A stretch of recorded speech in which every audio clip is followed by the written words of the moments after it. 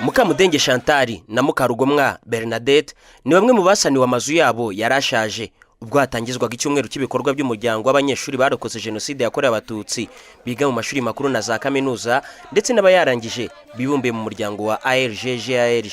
Ni igikorwa bababyeyi bishimiye cyane dore ko ngo amazu yabo babagamo yaramaze gusaza ku buryo n'imvura yagwaga wasangaga bavirwa. Ndishimye cyane n'umuryango wanjye wishimye kuko navirwaga ndibana nta mugabo mfite, abana bo mu rugo bishimye, sinagiraga aho ncana naho nanurira inkwi, nacanaga mu cyumba kimwe nkabara icyo mbikamo n'ibintu. Uko nabivuga gisimbizi nacyakiriye neza cyane. Nari wa mukecuru urabona imyaka afite uko ingana, imyaka 65.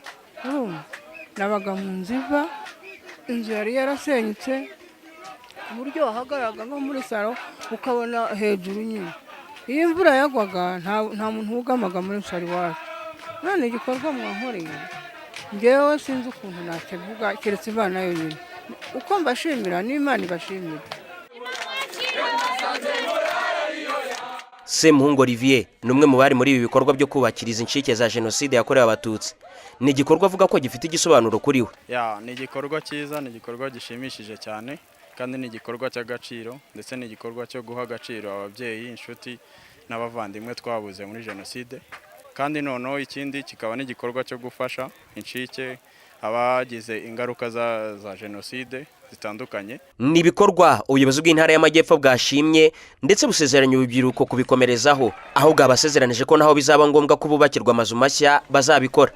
Mureshyankwano Marie Rose ni umuyobozi w'intara. Inzu abantu bubatse huti kugira ngo byibura abantu babone aho bakinga umusaya, murabona ko muri iyi minsi zimaze kwangirika, ariko ndagira ngo mbizeze ko umuganda muduhaye natwe turawukomerezaho nk'intara ndetse n'akarere ka Nyaruguru. Ziriya nzu twazibonye, ziri twasanzwe tunazizi, turakomerezaho. Izishobora gusana tuzisane ndetse n'idashobora gusanwa ziveho, hubakwe izindi nzu ngabe mu nzu nziza. Uretse kubaka no gusana inzu za bamwe mu barokotse jenoside yakorewe abatutsi batishoboye, urubyiruko kandi rwanagabiye inka umwe mu bagize uruhare mu guhisha abahigwaga mu gihe cya jenoside ndetse n'umwe mu barokotse jenoside utishoboye.